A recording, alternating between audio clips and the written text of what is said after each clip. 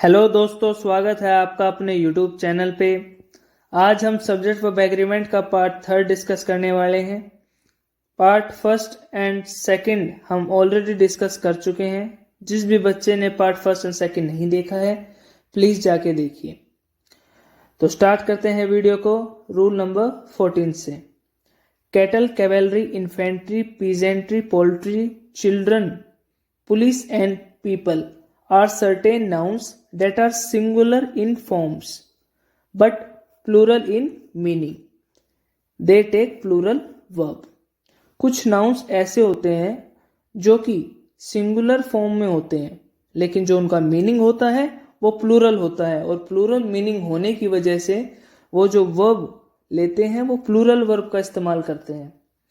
इन nouns के साथ कभी भी हम एस का यूज नहीं कर सकते क्योंकि ये ऑलरेडी ही प्लूरल फॉर्म में होते हैं, और हम जानते हैं कि हम जब नाउन के बाद एस या एस का यूज करते हैं तो हम उन्हें प्लूरल फॉर्म बनाने के लिए यूज करते हैं,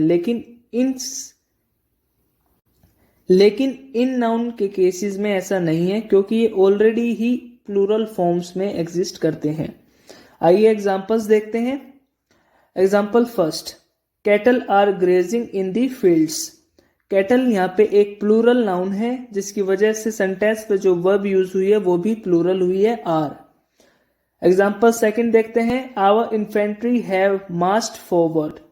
इन्फेंट्री यहाँ पे एक प्लूरल नाउन है जिसकी वजह से सेंटेंस में प्लूरल वर्ब का ही इस्तेमाल हुआ है। आइए देखते हैं rule number 15। If a sentence states an imaginary position, it starts with if, as though, suppose, I wish, in case, would that, etc. जो भी sentences if, as though, suppose, I wish, in case, would that से start होते हैं, और अगर वो sentence एक imaginary position को state कर रहा हो तो जो sentence में verb use होती है वो were use होती है। आइए देखते हैं एग्जाम्पल्स को।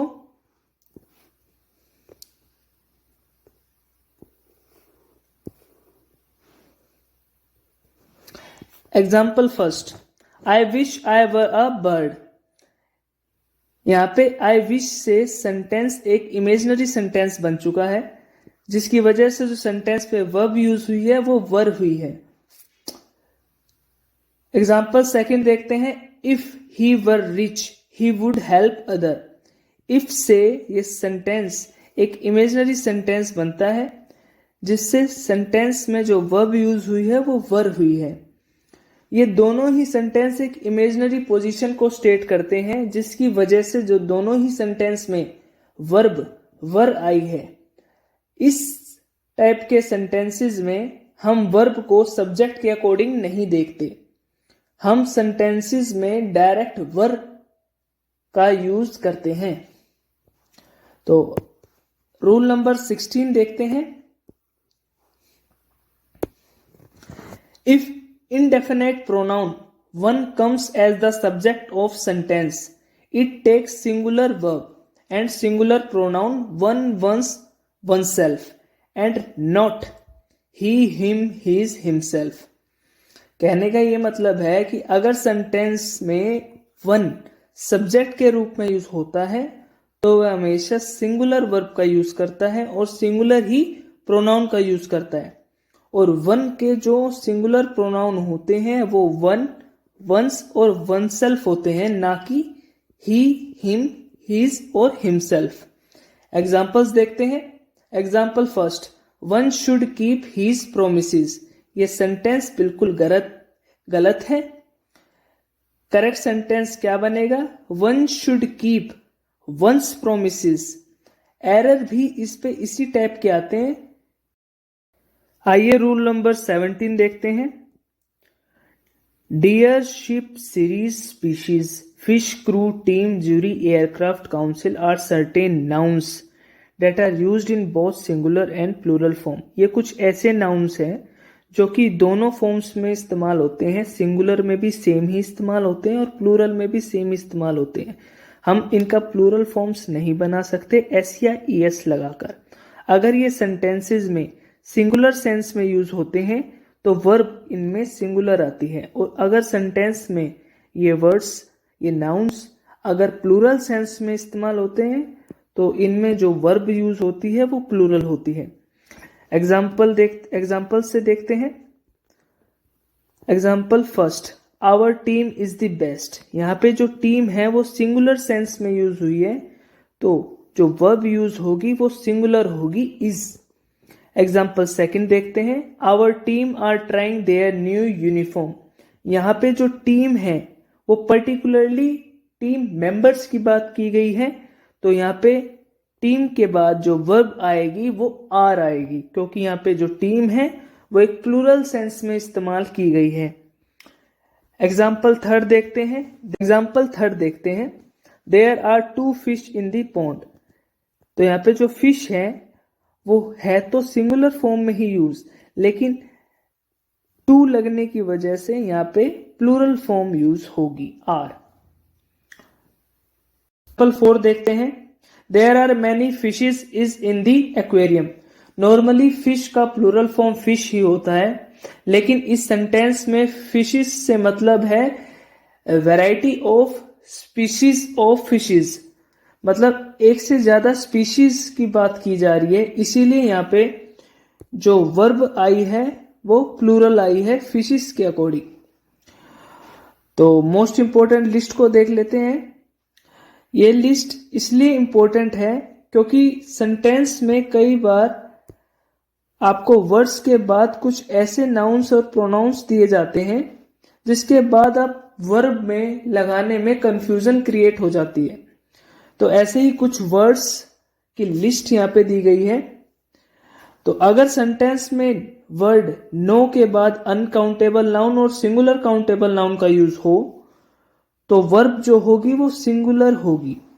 वैसे ही अगर सेंटेंस में word 1/3 of, the rest of, a quarter of, part of, 10% of, 20% of अगर वर्ड्स होंगे और उनके बाद अगर अनकाउंटेबल नाउन का यूज होगा तो वर्ब सिंगुलर होगी, और अगर प्लूरल काउंटेबल नाउन का यूज होगा तो वर्ब प्लूरल होगी। Lot of, lots of, some of, most of के बाद अगर अनकाउंटेबल नाउन आता है तो वर्ब सिंगुलर होगी, और अगर प्लूरल काउंटेबल नाउन आता है तो वर्ब प्लूरल होगी। काउंटेबल नाउन या अनकाउंटेबल नाउन आए तो वर्ब सिंगुलर होगी। मोर देन ऑफ के साथ अगर सिंगुलर काउंटेबल नाउन आए तो सिंगुलर वर्ब होगी। मोर देन ऑफ एंड 3 के बाद अगर प्लूरल काउंटेबल नाउन आएगी तो प्लूरल होगी। वैसे ही अगर सेंटेंस में मोर के बाद प्लूरल काउंटेबल नाउन और देन 1 का यूज हो तो वर्ब प्लूरल होगी। आइए एग्जांपल्स देखते हैं। No air is present on the Mars. No एक वर्ड है जिसके बाद अनकाउंटेबल नाउन आया है, जिसकी वजह से जो वर्ब आई है वो सिंगुलर आई है। Example in taking the exam, यहाँ पे हमें क्लियरली दिख रहा है नो वर्ड के बाद सिंगुलर काउंटेबल नाउन का यूज हुआ है, जिसकी वजह से जो वर्ब है वो भी सिंगुलर आई है। एग्जाम्पल थर्ड देखते हैं। 1/3 of the work has been finished. अगर सेंटेंस में 1/3 ऑफ के बाद अनकाउंटेबल नाउन का यूज होता है तो वर्ब हमेशा सिंगुलर आती है। एग्जाम्पल 4 देखते हैं। 1/3 ऑफ स्टूडेंट्स हैव पास्ड। अगर सेंटेंस में 1/3 ऑफ वर्ड के बाद प्लूरल काउंटेबल नाउन का यूज हो तो जो वर्ब होगी वो प्लूरल होगी। ये सारे एग्जाम्पल आपके इंपॉर्टेंट लिस्ट से ही आए हैं, उनके ही ऊपर ये एग्जाम्पल्स है सारे, जिनसे आपको पूरा कंसेप्ट क्लियर हो जाए। रूल नंबर 5 देखते हैं, एग्जाम्पल 5 देखते हैं। 90% of work is done. 90% of के बाद अनकाउंटेबल नाउन आने की वजह से जो वर्ब यहाँ पे यूज हुई है वो सिंगुलर हुई है। एग्जाम्पल सिक्स देखते हैं। Most of the girls are absent today. Most of के बाद अगर सेंटेंस में प्लूरल काउंटेबल नाउन आता है तो वर्ब हमेशा प्लूरल आती है। एग्जाम्पल 7 देखते हैं। Most of the knowledge is gained by experience. Most of के बाद अगर अनकाउंटेबल नाउन आए तो वर्ब हमेशा सिंगुलर आएगी। वैसे ही एग्जाम्पल 8 देखते हैं।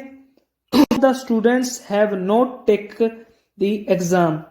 सम ऑफ के बाद अनकाउंटेबल नाउन आए तो वर्ब हमेशा प्लूरल आएगी। एग्जाम्पल 9 देखते हैं। More than one city was in ruins. More than one के बाद अगर सिंगुलर काउंटेबल नाउन आए तो वर्ब हमेशा सिंगुलर आएगी। तो यहीं तक रखते हैं आज का सेशन। अगर सेशन पसंद आया हो तो लाइक एंड सब्सक्राइब जरूर कीजिए। Thank you.